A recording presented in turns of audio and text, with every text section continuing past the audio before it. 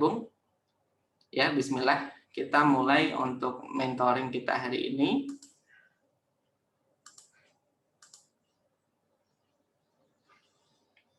Oke.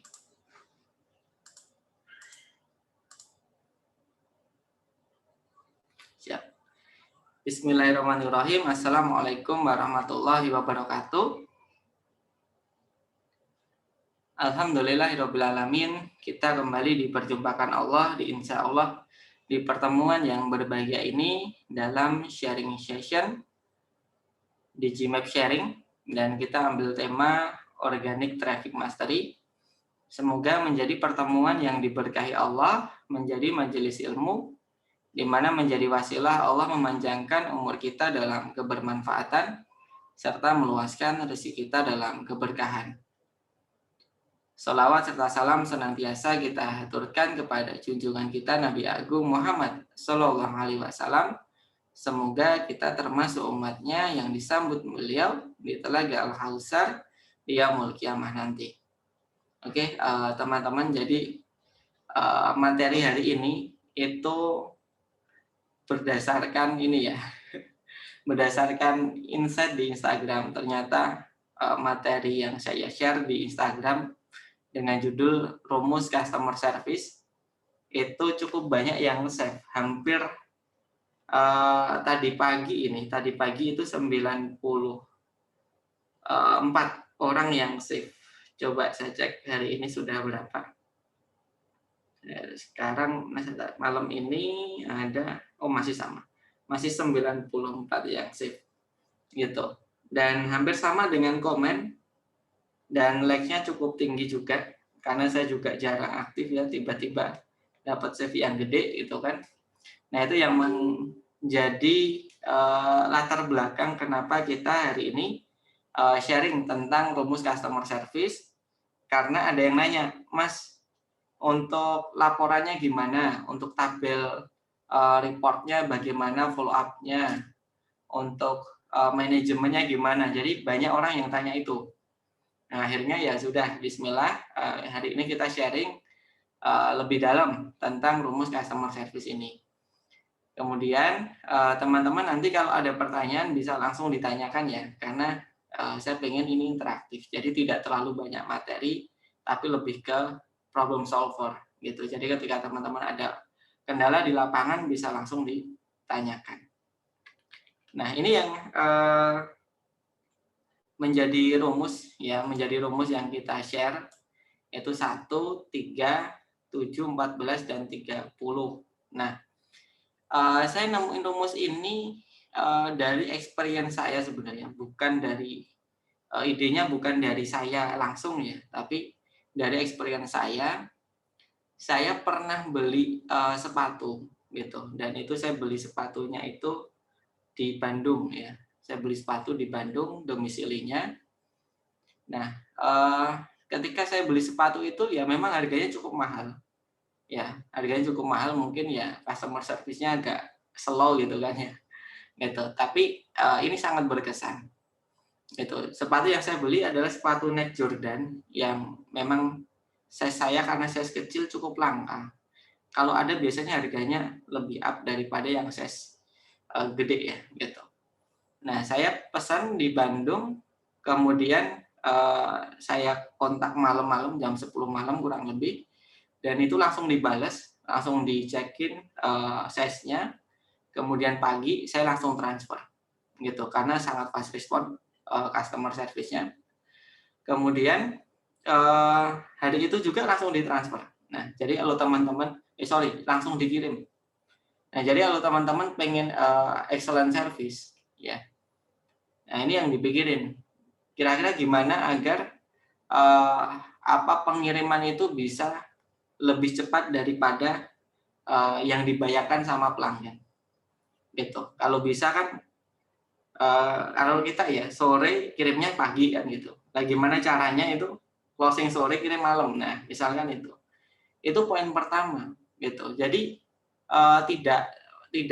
tidak memperhitungkan waktu. Jadi begitu saya transfer pagi itu langsung dikirim gitu. Jadi tidak nunggu siang, tidak nunggu sore, itu langsung dikirim Nah, itu hal yang mengesankan bagi saya. Jadi begitu transfer langsung dapat resi di hari pertama, gitu. Nah, itu, cukup ini ya, cukup membuat saya terkesan. Nah, saat itu terus, padahal saya kalau ditanya apakah saya butuh resi itu saya nggak terlalu butuh sebenarnya. Ya karena kan saya yakin di Bandung, Jogja paling 3 hari lah, karena kalau ke Jogja kan harus ngedrop di Jakarta dulu, jadi agak lama kan. Bandung, Jakarta, Jogja. Jadi tidak langsung Bandung, Jogja enggak, gitu. Nah, paling 3 hari sampai lah gitu. Tapi saya dikasih resi. Nah, hari pertama ini teman-teman, bisa jadikan referensi, ya. Challenge bagi teman-teman adalah gimana agar ketika teman-teman dapat order, itu, eee, diproses pengirimannya segera gitu. Kalau bisa misal kalau online shop lain itu nunggu H+1, teman-teman kalau bisa 3 jam setelah transfer. Nah, itu teman-teman boleh pikirkan gimana, teknisnya, ya. Itu apa, teman-teman pakai, 2 ekspedisi, misalkan ekspedisi yang pertama itu ngambilnya siang, ekspedisi kedua itu, malam gitu. Tergantung closing-nya, kalau closing-nya siang atau pagi, teman-teman pakai ekspedisi A, kalau closing-nya malam pakai ekspedisi B gitu. Nah, jadi itu bisa seperti itu, ya. Jadi itu, yang teman-teman bisa kuatkan. Nah, terus, dari saya pengalaman beli sepatu itu tadi, setelah 2-3 hari, jadi 3 ini teman-teman fleksibel, tergantung alamat pengirimannya. Kalau ngirim ke Sumatera ya lebih lama, atau ke daerah Indonesia Tengah atau Timur ya pasti lama. Jadi 3 ini cuman ancer-ancer ya, patokan ya. Nah, jadi setelah 3 hari itu saya di-follow up lagi, "Gimana Mas, produknya udah sampai atau belum?" Nah, karena saya ngalamatinnya di kantor, itu ya saya belum bisa langsung jawab. Saya tanya dulu ya, "Mbak, tim saya ada yang nerima nggak?" Gitu. Ternyata, belum sampai, gitu, belum sampai. Kemudian sama Mbaknya itu langsung di-tracking, terus, kata Mbaknya, "Ini udah, eee, intinya udah dibawa kurir," gitu. Saya lupa statusnya apa, udah dibawa kurir, terus ternyata malam hari itu sampai.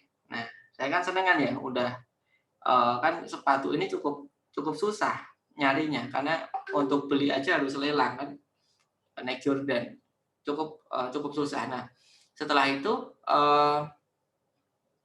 untuk apa nih, saya lupa tadi. Jadi, setelah malam itu ditanyain lagi sama Mbaknya, ternyata, "Mas, ini udah mau sampai, sudah dibawa kurirnya." Kemudian malam hari itu di-follow up lagi, terus saya langsung coba kan, "Mas, gimana, sepatunya udah sampai atau belum?" "Udah," gitu. Kemudian di-follow up lagi, eee, di malam harinya. Kemudian saya langsung coba, dan ternyata, untuk pas saya coba itu sepatunya itu kekecilan, gitu, kekecilan. Kemudian saya bilang, "Mbak, ini sepatunya kekecilan," gitu. Nah, saat malam hari itu juga sama Mbaknya langsung suruh retur. "Ya udah Mas, retur aja, nanti, kirim resinya ke saya sama foto packaging-nya, nanti insya Allah langsung kita ganti yang baru. Jadi tidak usah nunggu barangnya sampai." Nah, ini trust ke customer. Ya, ini cukup beresiko juga sih, cuman ini membuat saya terkesan lagi gitu kan, dia percaya sama pelanggan, gitu. Nah, terus habis itu dikirim, sepatu yang baru. Nah, ketika sepatu yang baru itu, sampai, baru di-follow up berikutnya. Nah, kemudian ini yang 3 ini teman-teman, poin berikutnya adalah teman-teman, mencatat estimasi dari resi. Itu kan biasanya ada estimasi ya, kalau teman-teman ngecek ongkir itu kan ada estimasinya berapa hari sampai. Nah, teman-teman dicatat, kalau bisa H-1 sebelum sampai atau pas sampai, teman-teman follow up, gitu. Kalau ada yang memang belum sampai, di-follow up ke pelanggan, teman-teman bisa, inisiatif untuk men-tracking kan, gitu. Kalau sudah sampai ya udah tinggal kasih apresiasi aja, "Selamat mencoba, semoga cocok," gitu. Semoga enak gitu, kalau produknya makanan gitu kan. Nah, itu di H3 gitu ya. Dan ini tidak harus di hari ketiga, mungkin hari keempat, kelima itu bisa gitu. Ya, terus di H7 itu biasanya, Ini yang dilakukan Mbaknya adalah memfollow up quality-nya gitu. Ada nggak yang rusak gitu. Cuman ini sama Mbak sepatunya ini. Ini ternyata tuh nggak berhentinya di ini ya, di H3 ya. Setelah itu tuh saya jarang di follow up lagi. Tapi sudah cukup membuat saya bisa bercerita. Nah, ini saya tambahin itu yang 7, 14, 30. Saya tambahin sendiri. Gitu ya, berdasarkan pengalaman. Nah, jadi di 7 ini teman-teman bisa menanyakan gimana produknya, ada yang cacat atau enggak. Karena biasanya orang kan nggak ngeh kan ketika buka pertama ada yang cacat atau enggak. Ada yang expired misalkan, misal kita belum ngecek atau gimana gitu kan. Jadi intinya nanyain produknya itu quality produknya seperti apa.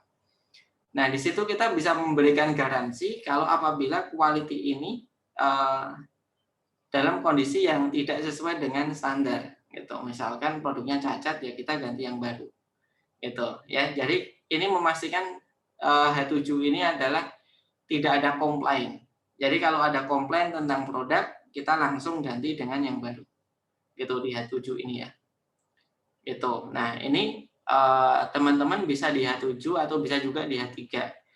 Ya, tanyain Mbak, bisa dicek nanti kalau ada yang kurang-kurang nanti bisa kita retur misalkan kalau ada yang cacat gitu.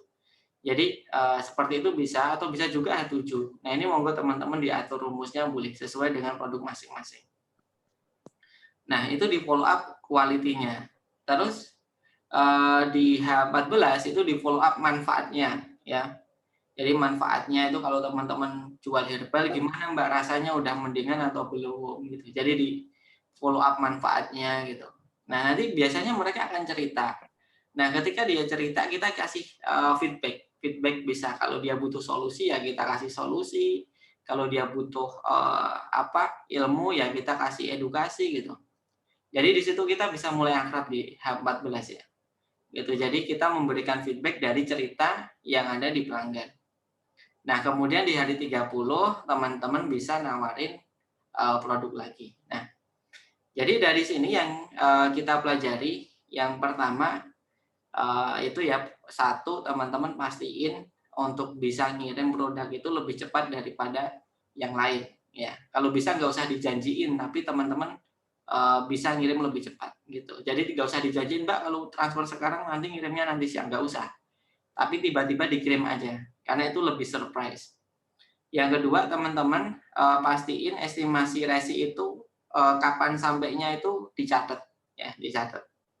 Kemudian yang ketiga di H7 itu teman-teman pastiin memfollow up tentang quality produk. Ya, kemudian yang ke-14 adalah manfaat produk ya. Dan yang terakhir teman-teman pastikan punya penawaran upsell gitu ya. Nah, ini secara garis besar. Nah, kemudian harinya ini teman-teman tidak harus 1, 3, 7, 14, 30, tapi menyesuaikan produk, menyesuaikan strategi juga, menyesuaikan sales-nya juga. Misalkan, Mas saya kalau retur di H7 ini nanti produknya udah dibuka, udah rusak gimana gitu. Ya udah, yang 7 ini jadiin 4 gitu. Misalkan di hari ketiga sampai hari keempat ditanyain itu boleh. Gitu ya. Mas ini kalau 14 karena produk saya herbal ini kecepatan, manfaatnya belum dirasain, gimana kalau 21? Ya nggak apa-apa. Jadi silahkan, yang penting ada 5 step ini ya, 1, 3, 7, 14, 30. Nah, yang penting ada 5 step ini, nanti kalau teman-teman udah punya rumusnya silahkan di print out. Ya. Print out, kemudian ditempel di depan CS, kemudian disosialisasi. Ya. Nah, itu tugasnya ya. Jadi SOP ini semacam SOP, semacam rules yang disederhanakan. Jadi bentuknya bukan tulisan. Kalau tulisan kan kadang bikin CS bingung terlalu tekstual. Tapi kalau ini rumus gitu. Jadi ini cukup sederhana untuk teman-teman terapkan. Meskipun hanya dengan rumus ini insya Allah repeat order bisa meningkat gitu ya. Ini untuk rumusnya, kemudian untuk manajemennya. Nah, ini saya udah nyiapin yang namanya laporan ya, reportingnya gitu. Nah, ini ya Jadi di sini teman-teman boleh mencatat. Jadi teman-teman kuncinya adalah ketika kita pengen memfollow up customer, ya kita harus punya database customer. Maka setiap sore teman-teman bisa, atau setiap 2 hari sekali atau 3 hari sekali, teman-teman bisa mencatat setiap database yang masuk gitu ya. Nah, biasanya saya catat menjadi tiga kriteria database. Yang pertama adalah database yang baru nanya-nanya, itu tetap saya catat ya. Nah, biasanya orang kalau baru nanya-nanya itu cuman kenalan nama biasanya. Makanya yang saya kasih di tabel itu cuma nama sama tanggal. Nah, teman-teman catat ini. Ya, kenapa? Karena menurut data ternyata mayoritas sales, mayoritas pedagang, mayoritas penjual, ya itu mereka itu berhenti di follow up ke 1 sampai ke 3. Padahal menurut riset, orang beli itu di follow up ke 4 sampai ke 12 gitu. Kayak teman-teman misalkan ada satu toko yang baru grand opening gitu kan. Kan nggak mungkin teman-teman tiba-tiba jalan kemudian ngerim kemudian beli. Teman-teman lihat dulu ini apa sih, sesuatu yang baru kok menarik gitu kan. 1 kali lewat, 2 kali lewat itu mulai ngelirik mereknya, 3 kali lewat ini kok mulai rame banget ya gitu. Kok ada promonya ya. 4 kali lewat, 5 kali lewat baru naruh motornya beli gitu kan. Jadi ada tahapan yang namanya awareness dulu, tidak langsung beli. Makanya database yang belum pernah beli, yang baru nanya-nanya itu kita catat. Gitu. Jadi kalau teman-teman follow up-nya belum 4 sampai 12 kali, jangan menyimpulkan hasil dulu. Wah, ini orangnya nggak punya duit, nggak punya ini, belum tentu. Barangkali dia belum aware sama kita. Gitu. Kalau yang follow up teman akrabnya, apakah dia nggak punya uang juga gitu kan? Bisa jadi ketika teman akrabnya ya akan lebih mudah dia untuk mengusahakan gitu. Nah, maka ini dicatat teman-teman ya. Ini silahkan kalau mau di screenshot, silahkan di screenshot karena ini tidak kita share. Ya, jadi kalau teman-teman bilang, "Mas, ini nanti di-share nggak?" Enggak saya share. Kenapa ya? Karena ini pembahasan di workshop ini ya, Organic Traffic Mastery. Memang ini eksklusif. Gitu. Jadi kalau teman-teman mau screenshot silahkan di screenshot. Nah, terus database yang kedua adalah uang market. Uang market di sini adalah database yang sudah pernah beli, ya. Jadi sudah pernah beli. Nah, di sini teman-teman bisa ngasih ini ya. Tadi ini ada nama. Jadi kalau sudah ini masuk ke sini, kalau seandainya dia udah beli, kodenya diubah, kemudian di apa ya, dipindah di kode WR ini, ya. Nah, jadi ada namanya, nomor WhatsApp-nya sama. Nah, biasanya kalau sudah closing, biasanya dia akan ngirim email. Kalau kita minta data emailnya juga biasanya dituliskan.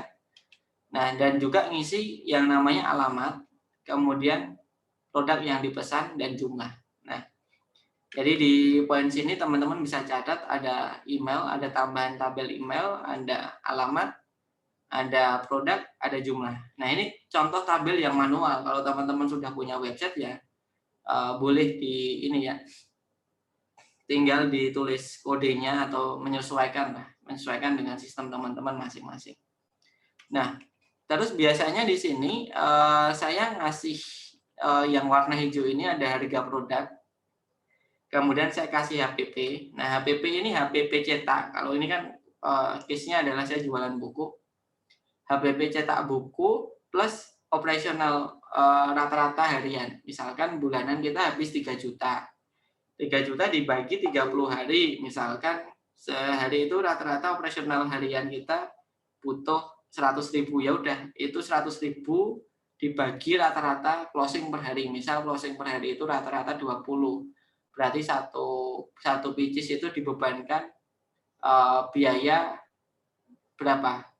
5.000 untuk HPP-nya karena rata-rata 20. Kemudian operasional hariannya itu 100.000. Jadi 100.000 dibagi 20, 5.000. Nah, itu bisa dijadiin HPP. Biar kenapa? Agar untuk gross profit atau profit itu bisa langsung dihitung hari itu juga. Jadi kita udah tahu untung rugi ya, perkiraan untung rugi di hari itu juga. meskipun nanti kita akumulatif di akhir bulan. Biasanya saya seperti itu. Nah, terus ini ada ongkir, kemudian ekspedisi yang dipilih ya, kemudian total. Total ini ya harga plus ongkir kan. Nah, gross profit ini rumusnya total dikurangi HPP. Jadi ini profit kotor atau yang bisa dilaporkan setiap hari. Jadi profit kita nyebutnya. Nanti net profitnya baru di akhir bulan ya. Ketika ada biaya-biaya yang lain baru dikurangi. Itu baru net profit. Gitu. Nah, teman-teman bisa screenshot lagi ini ya. Ini untuk memberikan keterangan harga, HPP, ongkir, ekspedisi, total dan gross profit. Itu intinya untuk mengetahui laporan keuangan. Nah, ini status ya. Status ini adalah status biasanya status dikirim itu sudah dikirim sama kita, atau misal salah alamat silahkan teman-teman bisa tulis di status ini. Nah, yang saya garis bawahi ini teman-teman, ada yang namanya ini ya, 5 tahapan gitu. Tahapan 1, tahapan 2, tahapan 3, 4 dan 5. Nah, jadi ada 5 tahapan di sini. Yang pertama resi gitu. Jadi resi teman-teman ini silahkan ditulis di sini, dan begitu sampai teman-teman bisa langsung follow up ya. Gitu. Nah, kemudian kapan resi itu sampai? Ya, resi itu sampai teman-teman bisa cek, kan biasanya ada estimasinya kan. Nah, ini ditulis. Nah, maka tanggal ini tugas teman-teman adalah memfollow up database itu. Kan ini sudah ada. Misal tanggal 6 April ini Mas Muhammad Furqon, ini kontaknya. Jadi saya langsung pakai WA-Mi ya, biar langsung bisa diklik. Nah, ini saya follow up. Mas, gimana produknya ada sampai belum? Nah, di sini. Jadi tanggal ini adalah tugas kita untuk memfollow up. Gitu. Nah, terus ini sesuai estimasi, berarti kalau follow up produk tadi, follow up produk misalkan H+7, kalau ini H+3, berarti ini 4 hari setelah ini. Berarti ini tanggal 10, ya ini 9, ini tanggal 10. 10 April misalnya ya. Nah, maka di 10 April kita follow up lagi. Gitu. Ya, sesuai rumus tadi ya. Ya gitu. Nah, 10 April gimana Mas produknya, ada yang cacat atau enggak, ada yang ceritanya putus atau enggak. Kalau ada nanti boleh ditunjukin, nanti insya Allah bisa klaim garansi ke kita ganti yang baru gitu. Nah, itu ketika H+7 ya. Nah, kemudian H+14 berarti tanggal 17 April teman-teman catat di sini. Nah, follow up lagi, gimana, ada masukan enggak gitu. Nah, produknya gimana, nah, nanti teman-teman ini ya. Kemudian follow up upselling-nya kapan? H30 ya. Jadi 17 tambah 30 ya kira-kira 3 Mei. Nah, teman-teman follow up. Jadi nanti ketemu rumusnya di sini. Kapan teman-teman follow up? Nah, teman-teman tinggal di checklist ini ada checklist. Harusnya kalau ada checklist sebelah kanan itu ada tabel kecil, tinggal teman-teman bold aja kalau sudah. Atau teman-teman kalau sudah dikasih warna hijau biasanya ya. Biar nandain ini udah di follow up. Gitu.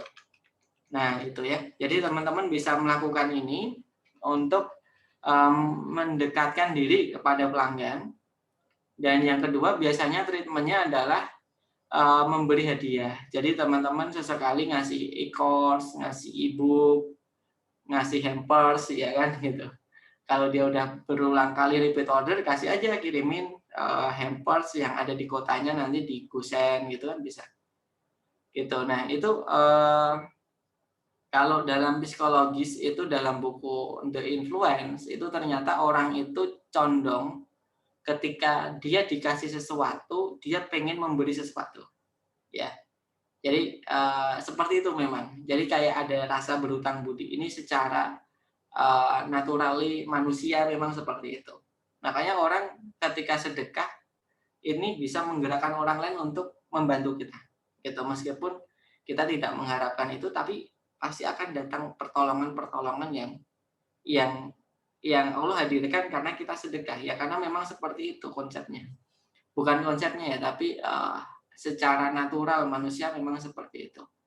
Dan Rasulullah juga bersabda, salinglah memberi hadiah agar kalian saling mencintai gitu. Nah, jadi kalau teman-teman sama customer ini bisa saling ngasih hadiah secara gratis, apapun ya, bisa bisa juga live Zoom misalkan, ya kayak hari ini kita live Zoom. Nah, ini giving memberi itu insya Allah bisa membangun rasa saling mencintai gitu. Nah, jadi pada akhirnya nanti customer itu seperti teman kita. Kita bukan hanya empati ketika kita pengen jualan, tapi kita empati ketika dia ada sesuatu gitu. Jadi kita tidak cuman membutuhkan dia ketika kita mau jualan gitu. Ketika dia membutuhkan sesuatu, kita siap membantu dia. Nanti sampai level seperti itu gitu. Nah, kemudian ada efek sampingnya. Efek sampingnya apa? Efek sampingnya adalah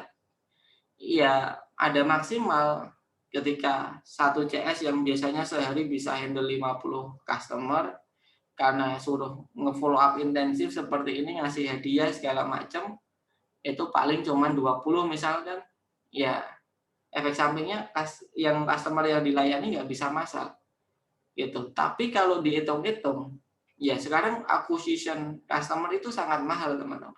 Di Instagram, iklan, paid promote, endorse, ambassadors itu sudah hampir 3 kali lipat dari 1 tahun yang lalu. Di TikTok, ya meskipun growth-nya cepat, tapi untuk membuat konten itu butuh effort, butuh biaya gitu. Karena sifatnya adalah konseptual dan video itu juga butuh budget gitu. Nah, jadi untuk acquisition customer itu cukup gede. Makanya kalau teman-teman tidak memikirkan mempertahankan customer, ya bisa jadi teman-teman sangat dampaknya itu sangat dipengaruhi dari teman-teman ngiklan, dari teman-teman upload gitu. Tapi kalau teman-teman bisa menjaga customer, insya Allah penjualan teman-teman akan jauh lebih stabil gitu. Apalagi kalau customer puas, senang belanja ke kita, insya Allah dia akan cerita ke teman yang lain gitu. Nah, ini contohnya, silahkan teman-teman bisa di screenshot karena tidak kita share ya gitu. Kurang lebih seperti itu. Semoga nanti untuk pertemuan ke depan kita akan sharing tentang bagaimana membreakdown goal menjadi daily activity. Nah, jadi ini kan baru daily activity-nya si CS. Nah, gimana daily activity pagi sampai sorenya CS? Gimana daily activity-nya kita sebagai brand owner, sebagai founder. Nah, itu nanti kita breakdown itu sesuai dengan goal kita. Jadi daily activity tidak boleh tidak matching dengan goal, harus matching, harus support gitu. Dan alhamdulillah beberapa bulan yang lalu saya diuji dengan hutang yang cukup gede. Dengan saya merapikan daily activity ini, alhamdulillah setelah saya bangkit, dikuatkan oleh teman-teman terdekat, itu langsung bisa on target selama 5 bulan berturut-turut. Gitu. Artinya apa on target? Yang saya tulis itu kejadian, gitu. Ya. Misalkan yang saya tulis itu sekian puluh juta profit, ya. Itu kejadian, ya. Kenapa ya? Karena itu sudah di-matchingkan. Nah, nanti insya Allah ke depan kita akan bahas seperti itu, ya. Dan mungkin ini juga nanti aku akan menyesuaikan tentang request teman-teman mau materi apa besok, nanti insya Allah kita akan fleksibel ya, fleksibel mau bahas apa gitu. Tapi insya Allah mohon doanya semoga setidaknya seminggu kita minimal bisa sharing 3 kali itu ya, 3 kali ya, kalau tidak ada event keluar gitu ya. Dan demikian untuk sharing hari ini, semoga menjadi ilmu yang berkah dan bermanfaat. Insya Allah kita lanjut ke sesi tanya jawab ya. Sebelumnya saya akhiri, wassalamualaikum warahmatullahi wabarakatuh. Nah, monggo teman-teman kalau ada pertanyaan. Jadi memang mentoring kita nggak terlalu panjang. Kenapa? Karena lebih baik one day one improvement gitu. Satu ilmu tapi dipraktekin daripada banyak ilmu dan akhirnya kita praktekin karena hanya sifatnya motivasional. Ya motivasional itu cukup menguras energi ya. Karena 5 ilmu langsung kita praktekin itu cukup menguras energi. Ya. Dan karena nguras energi kita cepet bosan, kita cepet capek gitu, dan akhirnya besok lupa. Nah makanya lebih baik satu tapi dipraktekin gitu ya. Nah moga teman-teman bisa di ini ya, bisa di silakan di sesi tanya jawab, monggo silakan kalau ada yang ingin ditanyakan. Saya tunggu 5 menit ya, atau kalau sudah jelas alhamdulillah gitu kan. Berarti saya nyampeinnya sudah sesuai dengan kebutuhan teman-teman. Kita tunggu 5 menit ke depan. Kalau ada silahkan ditanyakan di kolom komentar. Kalau belum ada, insya Allah kita lanjut ke sesi berikutnya. Ya, monggo silahkan teman-teman ya. Bisa langsung untuk ditanyakan dan next nanti kalau ada mentoring lagi, insya Allah kita info lagi di grup ya. Dan mungkin saya mohon bantuannya teman-teman untuk share ke teman-teman terdekat agar lebih banyak bermanfaat. Moga teman-teman ada yang tanyakan, kita tunggu sampai jam 20.43 ya. Mas Darman mungkin ada yang tanyakan, monggo bisa langsung di unmute boleh, bisa langsung di kolom komentar. Oke, sebentar ya saya minum dulu.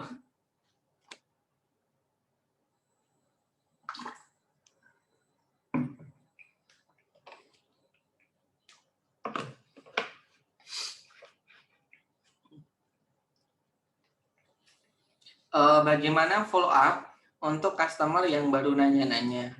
Apakah kita chat produk promo atau bagaimana? Ya, ini sebenarnya kalau dalam organic traffic mastery udah ada solusinya gitu.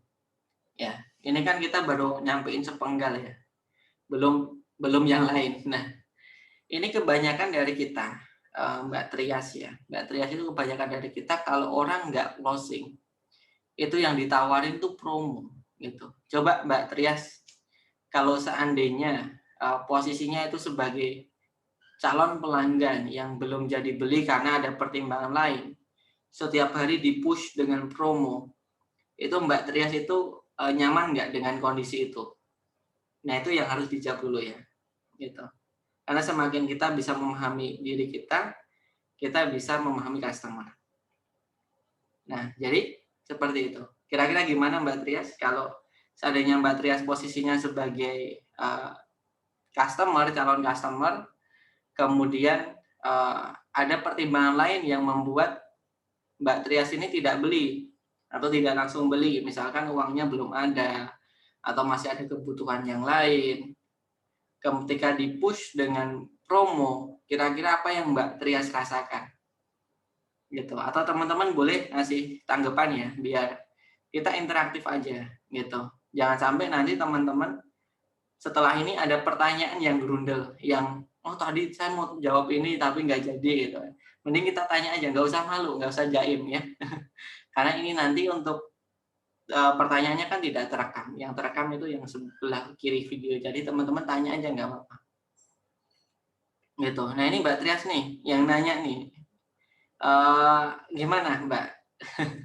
Kalau Mbak Trias ada mau beli barang tapi nggak jadi karena ada pertimbangan, ya nggak nyaman ya. Cuman bagaimana follow up yang enak? Nah, nggak nyaman.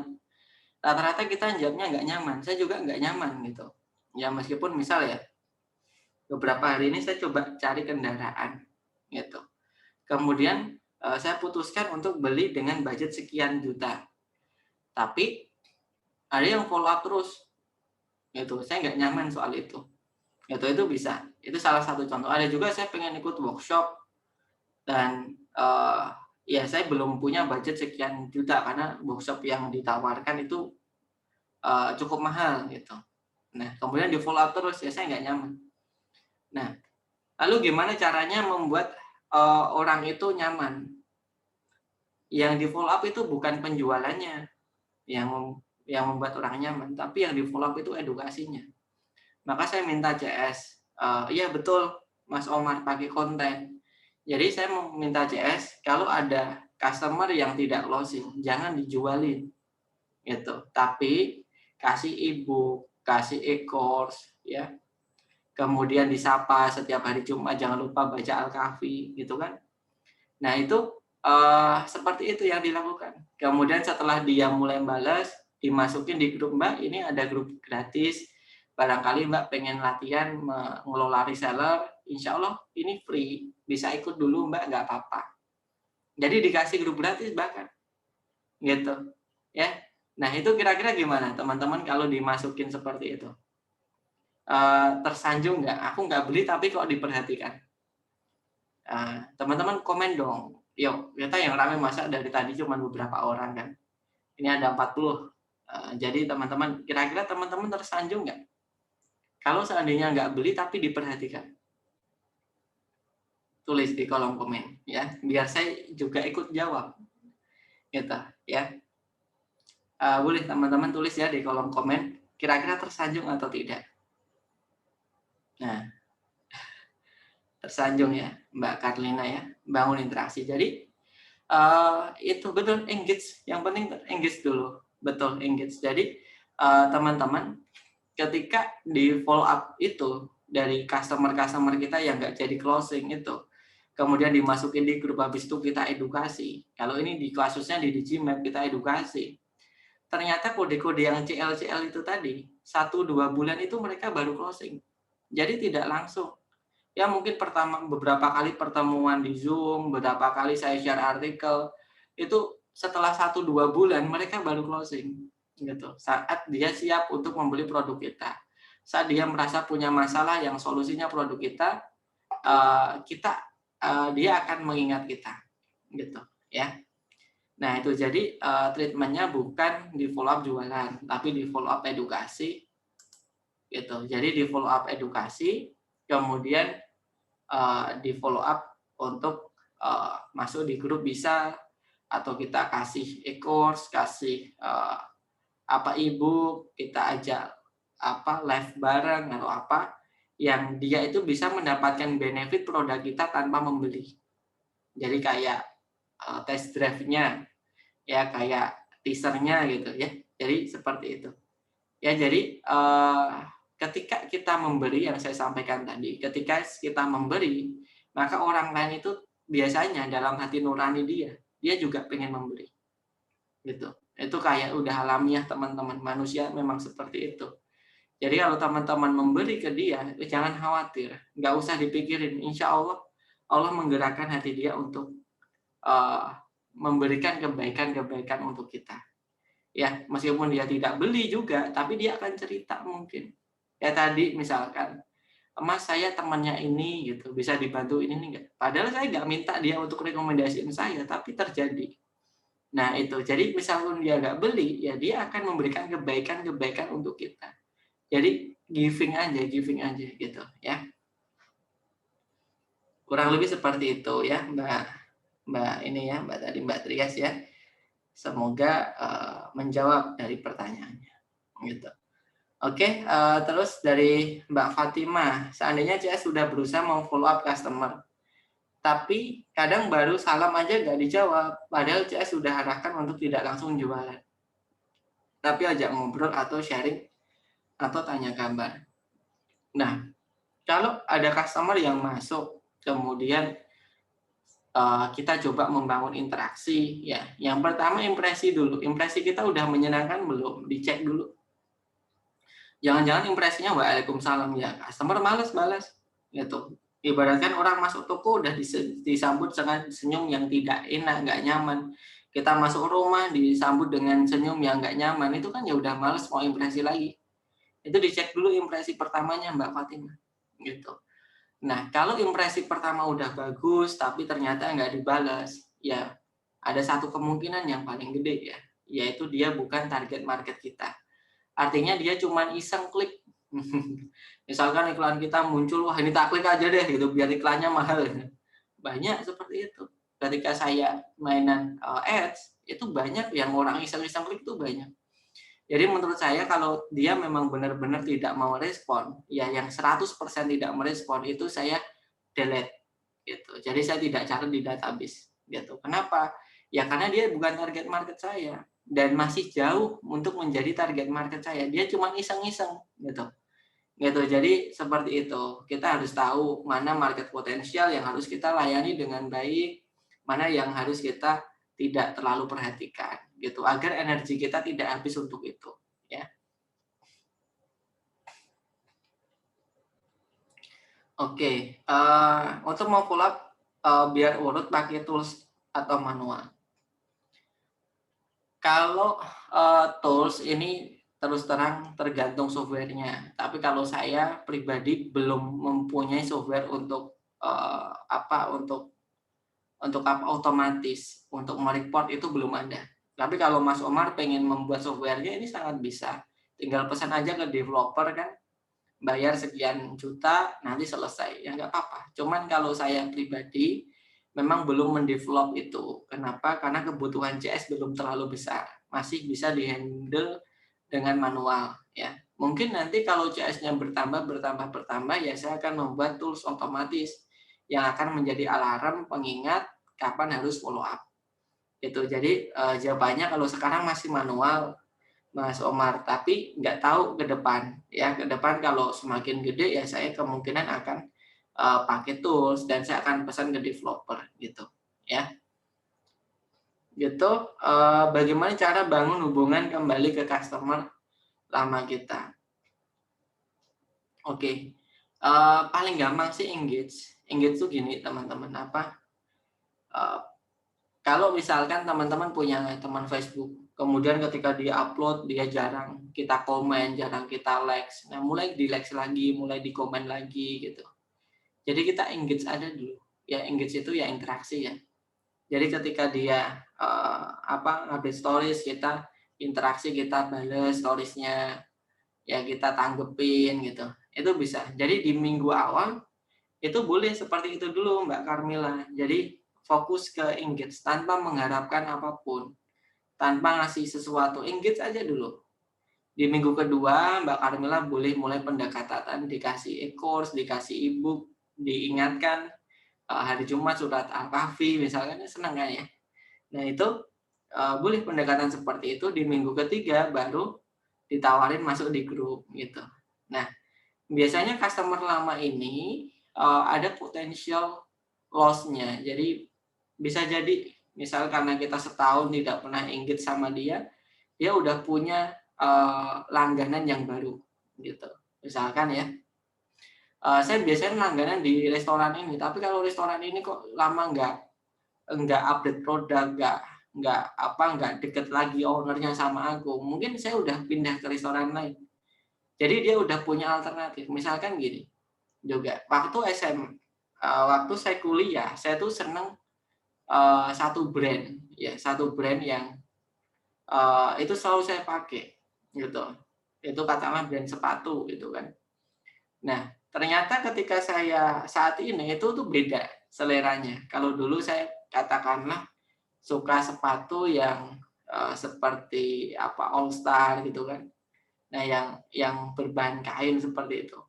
Tapi sekarang saya udah nggak senang kayak gitu. Nah, bisa jadi dia udah punya pilihan brand lain. Jadi bisa jadi dia hilang gitu. Nah, tugas kita adalah mencari customer yang dia masih membutuhkan produk kita. Jadi mungkin dari 10 customer yang kita follow up yang balas cuma 2 3 ya nggak apa-apa. Itu masih bisa kita openi. Tapi pasti potensial hilangnya pasti ada karena kita lost kontak kan. Gitu. Kurang lebih seperti itu. Oke, kita tunggu lagi 5 menit ya. Kalau ada yang ingin tanya langsung silahkan ditanyakan ya. Ya, kalau mau di kolom komen boleh, langsung bertanya boleh. Monggo kita tunggu 5 menit lagi ya. Itu monggo silahkan bisa langsung ditanyakan.